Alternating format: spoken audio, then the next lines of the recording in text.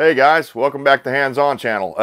Today I thought we would do a little benchtop review here of this Pittsburgh splitting maul. It's the 6-pound splitting maul that they sell over at Harbor Freight. I got this thing for 20 bucks, so I thought I'd pull you guys in here and show you. I have already kind of tried it out a little bit to see how it was going to do right out of the box without putting any edge on it or anything. And with the kind of wood that I have around here, we have this blackjack oak. It's a really hard, really slow growing oak, and it's really hard to split. So even log splitters, you'll hear them strain pretty good on some of this stuff, even the smaller stuff. But especially if you get into an area that has branches or, you know, knots and stuff like that in the tree, you're going to have a heck of a time splitting it. So I have been up to this point splitting my wood with basically a felling axe, and I'm just sick and tired of doing it because you have to put such a great amount of force and speed on the thing to get it to split this wood, and it was just not working out. So I went ahead and picked this thing up, and also honestly I picked it up to take the head off of the handle and use it for another project that I've got going on. But for now I wanted to see how this thing would work, and I'm not real fond of fiberglass handles, but the good news about fiberglass handles is they're forgiving.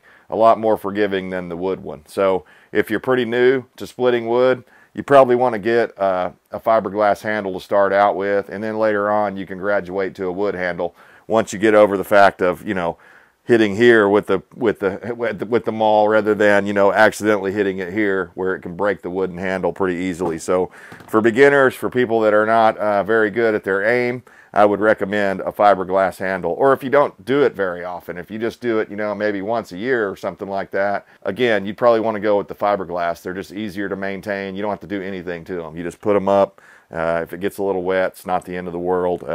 So let me get you pulled in here. We'll take some closer looks at what you get for 20 bucks on the 6-pound Pittsburgh splitting maul. Okay, so here's a close-up of this maul, and it's hard to not get the light glare on there. Sorry about that. Doing the best we can to get it lit well enough and where you guys can see the features of this thing. For one thing, I want you to notice right off the bat, and it's the first thing that I'm going to have to address, is I don't know if the camera is going to pick it up or not, but this edge is very blunt. I mean, I know it's supposed to be more blunt than a felling axe, but my problem that I had with this thing, and here in a little while I'll do a couple of examples, I'll insert some clips in here of the issues that I've had with this. Even, you know, ideally with a felling or with a splitting maul like this, you should be able to just kind of use the weight of the head of the tool to swing down, and as it swings down it comes in contact with the face of the, you know, the cut log, and then it splits it, right? That's how it's supposed to work. Well, with this one I was noticing, and with my type of wood, again, that I'm using, I'm cutting this really hard oak.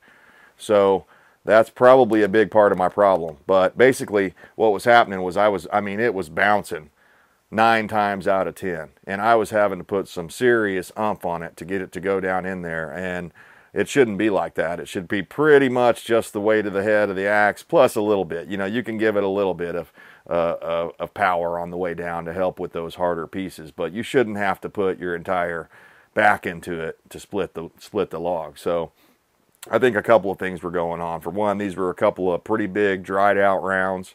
They're pretty well seasoned, if not all the way seasoned. I think that's part of my problem. And two,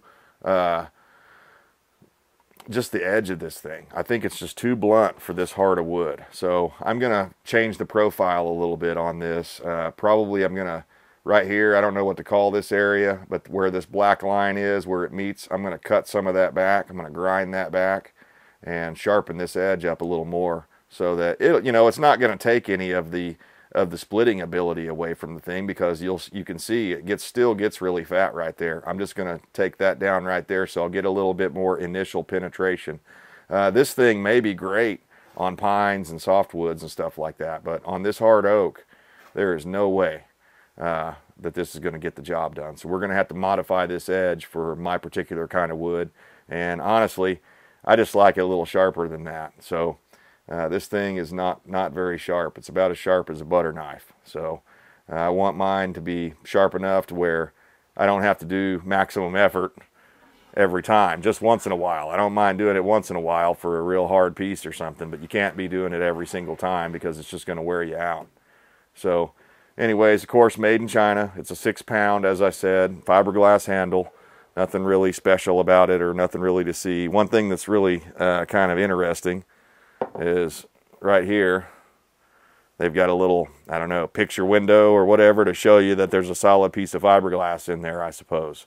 As solid as fiberglass can be. It's made of strands, of course, but there is a chunk of fiberglass, I guess, that runs the length of this thing. So that's supposed to make it strong, and probably will be fine. So anyways, I just wanted to give you guys a look at this before we take it out, and I'll show you some before I modify the edge. I want to hit it a few times just to show you guys what I'm talking about. So we'll take you out there, get you set up, show you this thing in action, and sharpen this edge. I won't do that on camera. I'll just go ahead and sharpen this edge up and everything and get it profiled more to my liking. And then at the end of the video, I'll show you some of the splitting, the same type of wood with this modified edge, and we'll see how much difference it makes. But yeah, so far I like the thing. I think I can work with it. I'm actually working on another little wood splitter type project, so that's why I bought the thing, was just for the head. And so anyways, it should work fine for what I'm wanting to use it for. And I didn't really want to, I'm going to be welding some stuff onto it, so I didn't really want to be welding on an old traditional American axe head. So this one actually worked out just perfect for me. So Harbor Freight splitting maul test before we sharpened it up. Out of the box.